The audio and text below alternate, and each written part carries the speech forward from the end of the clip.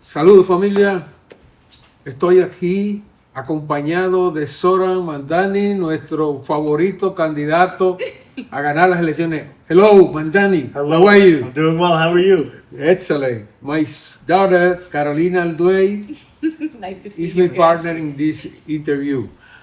First question, how do you see about the near EU victory? How do you feel about your near victory? You know, we're very excited about the campaign that we're building. And we also know that none of these polls are destiny, that we have to earn every single vote. And so we have a little more than 3 weeks until Election Day.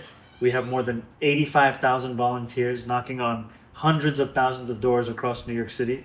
And every single day, we're trying to make sure that every New Yorker knows this is the campaign to make the most expensive city in America affordable. Excellent. I think you have a big agenda Yes. in your city, but what is your priority for Latino community? You know, first of all, I'm so proud of the fact that I sit here before you as a Democratic nominee in large part because of the Latino community, a majority of whom came out to support us in the primary. And when I speak to Latino New Yorkers, what I've seen time and time again, cost of living is the number one concern. And it's cost of living, cost of living, cost of living. And I understand it because when you look at all New Yorkers, Latino New Yorkers face the highest levels of housing insecurity of any group in New York City, more than 55%. So for me, the focus is going to be on housing. And I've said I'm going to freeze the rent for more than 2 million rent stabilized tenants, of whom more than 1 million are Latino. We're going to build more housing across the 5 boroughs so people can actually find an apartment they can afford. And we're going to make it easier for people to become homeowners by having more supply of housing so that the dream can also be one of not just survival, but aspiration. Excellent. Okay, I had a question too I'll ask this one first. Do you have a particular plan for Dominicans specifically, which make up a large percentage of the Latinos in New York City? Is there anything particular in your agenda to serve them? 1 in 8 New Yorkers is Dominican. Mm-hmm. And this city would not be what it is without the incredible Dominican community we have across the 5 boroughs. Yeah. And what I've heard from many Dominican New Yorkers is, one, that the cost of living is so excessive that Dominican New Yorkers are now living in Pennsylvania. That there are quite literally towns where you can find so many New Yorkers who used to live uptown right here. Yep.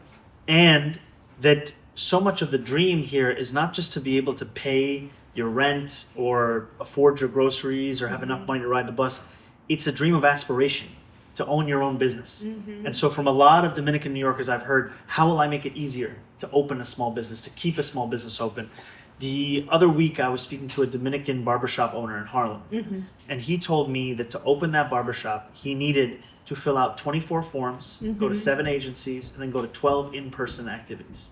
That is not making it easier to open a barbershop or open a small business. Yeah. So I've said I would cut fines and fees by 50% for all small business owners so that we can make it easier to open that store, keep that store open.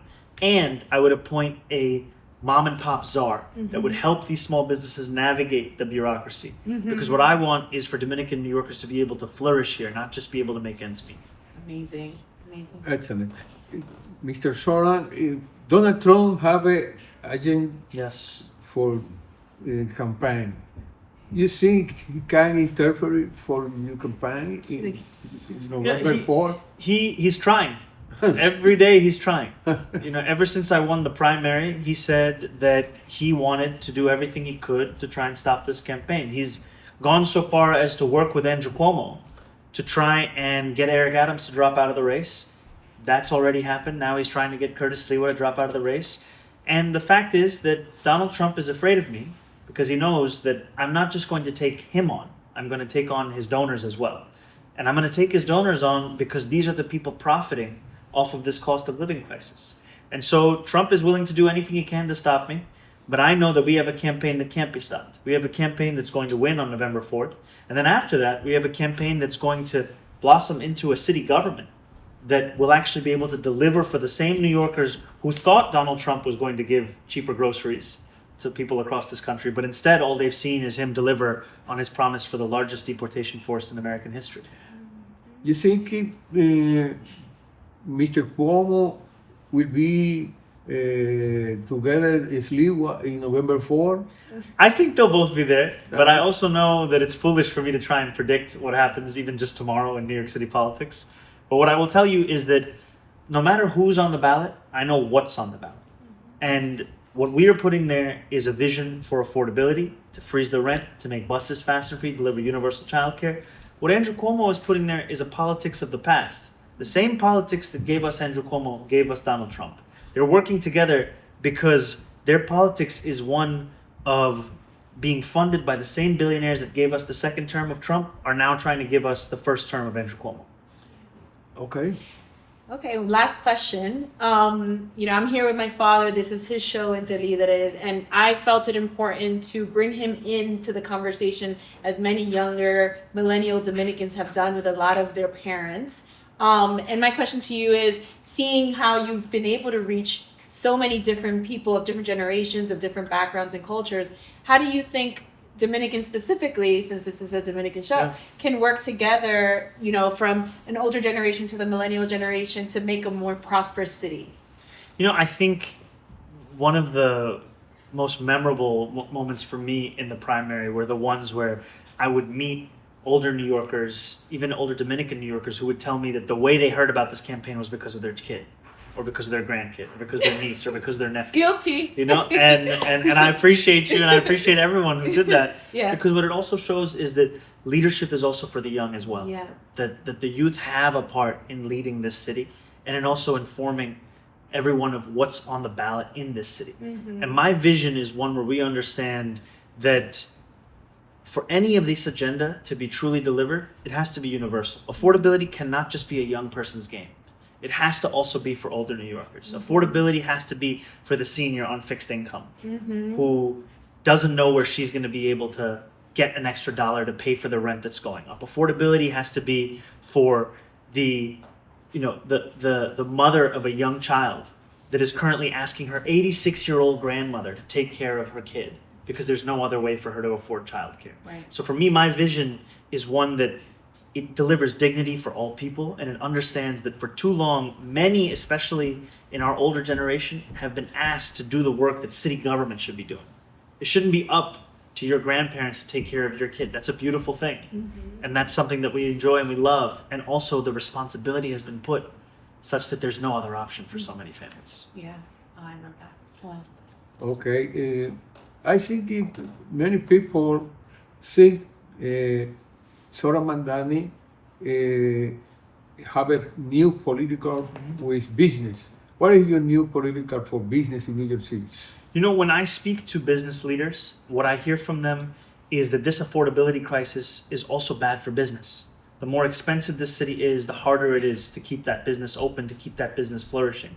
It's harder to actually get workers who can afford to live in the city to come in to work at that business. So for me, one of the key things is, how do we make sure that this city is the one that businesses choose to come to? Part of that is quality of life. Part of that is safety.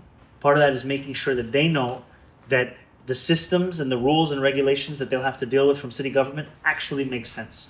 Because today, there are a lot of those same regulations that I can't tell you the reason for. Why does a restaurant have to pay the city government $25 a year to sell a frozen dessert? It doesn't make sense to me anymore.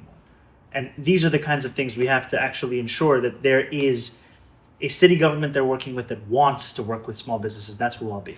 Trump say you are communist. You are communist? No, I'm not a communist. But Donald Trump doesn't care about the truth. Donald Trump will say anything that comes to his mind. I am a democratic socialist. What that means is I believe that city government's job is to ensure that everyone can live a dignified life. Whatever they need for that dignified life, they need housing, healthcare, public transit. That's our job to deliver it. It's not about what they want or what they'd like, but what they need. And everybody, when you ask them in New York City, they say every child deserves a K through 12 education, public school for free. But for some reason we say, childcare, you're on your own until that child is 5 years old. Why is that? We say that we think housing is a human right, but then we're pushing out grandparents from their apartments because we keep raising the rent on them. This vision is about dignity for every person, but Donald Trump will call it anything he can. The New York City is dancing, merengue, bachata. Do you like merengue? You dancing merengue, bachata? I want to be honest with you. I wish I knew how to dance merengue or bachata. Maybe next time. Okay.